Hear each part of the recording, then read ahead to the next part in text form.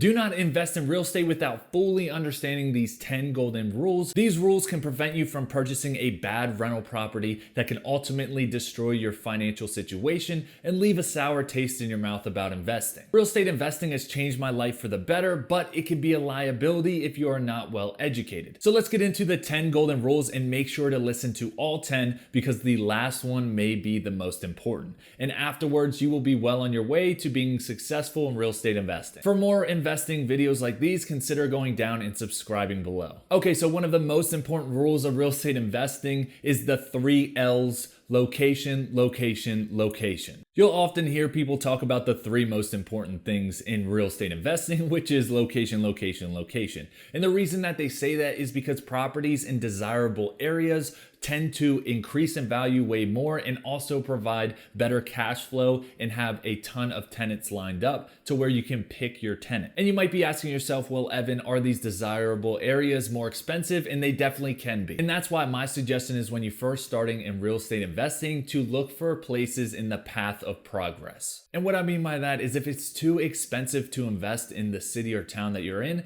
start looking for the path of progress to where the city is expanding to and where they're bringing more stores, more retail, more residential apartment buildings. And if you can jump on an opportunity in a place in the path of progress where in a couple years that area is very developed, well then it will most likely work out very well for you. And I've always been told you want to buy the worst property in the best neighborhood, not the other way around. And this leads us into our next rule, which is understand your market. Look, there's really 2 options to investing, which is investing in the area that you already know and where you live, or investing in a different market. There is no correct way. Either one can make you very successful, but when doing so, you really want to understand the market that you're investing in. And understanding your market is very key to making informed decisions on purchasing. And this includes researching trends, property values, and rental rates to identify potential opportunities. Great ways to learn more about the market that you're actually investing is to attend local meetups, to network, research population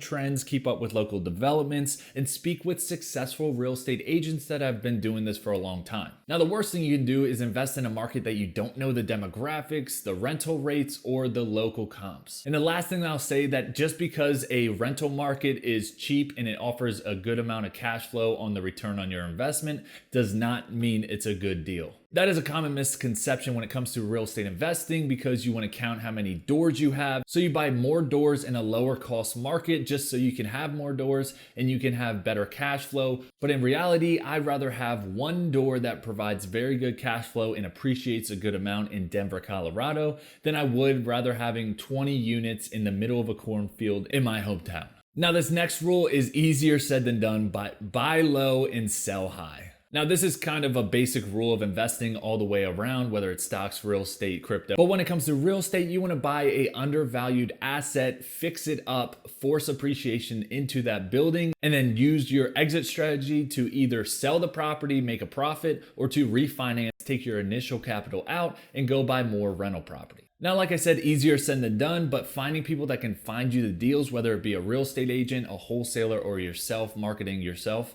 finding the deal is going to be key because it's very hard to find the deal. It's easier to find the money to actually purchase it. Moving on to the next rule, which is cash flow is key. Now, some people make a huge mistake with this rule, but let me explain. A property's cash flow is what's left over after you take the income and subtract the expenses from that specific property. To be successful in real estate, or specifically to fund your lifestyle and do this full time, you are going to need properties that cash flow positive. The reason being is because not only are you paying yourself if you're doing this full time, but you also need to pay for random expenses that come up on your property, such as CapEx items, regular maintenance on the property, or when someone leaves and you have a vacancy for a couple months. And I'm not saying don't go for appreciation at all. I'm just saying when it comes to appreciation versus cash flow, you really need cash flow to sustain your business, whereas appreciation is just a plus and you can leverage that to buy more property. But what I will say about cash flow is that some people become fixated on their cash flow and what they bring in every single month,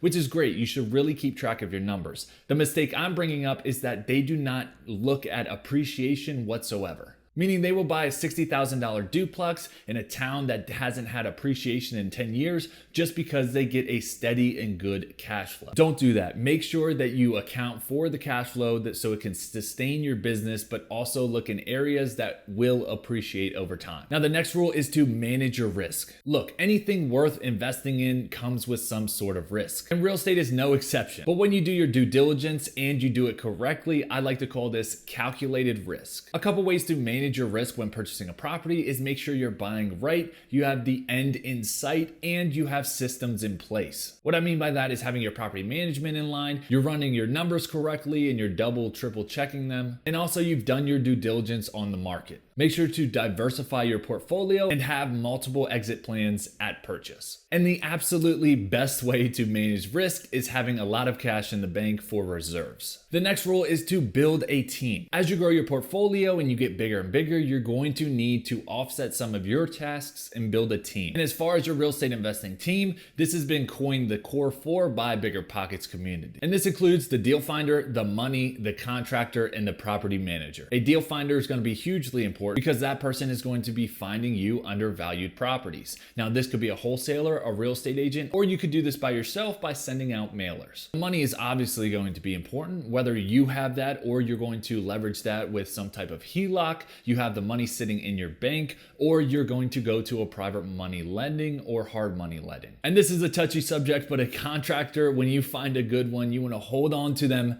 and never let them go. The reason being is because it's extremely hard to find a good contractor that shows up on time, gets the projects done in time, and knows how to handle pretty much their finances so they can stay on top of their work. Like I said, when you find a good one, you want to give them constant work so that they stay with you, stay loyal to you, and want to work for you. And the last but not least, which is the property manager, that is pretty much the success of your business. How you run your business is going to be through your property manager because they are the ones that are dealing with the tenants, providing the customer service, and making sure all repairs get done on the property when a maintenance issue does come up. And just like a contractor, when you find a really good one, you want to hold them close and dear. And with these 4 real estate investment teammates, you're going to be well on your way to building a successful real estate portfolio. Now, this next rule is something that a lot of people lose sight of, and that is real estate investing is a long-term strategy. And I fell victim to this as well. When I first started, and currently in my stage right now, I just want to buy.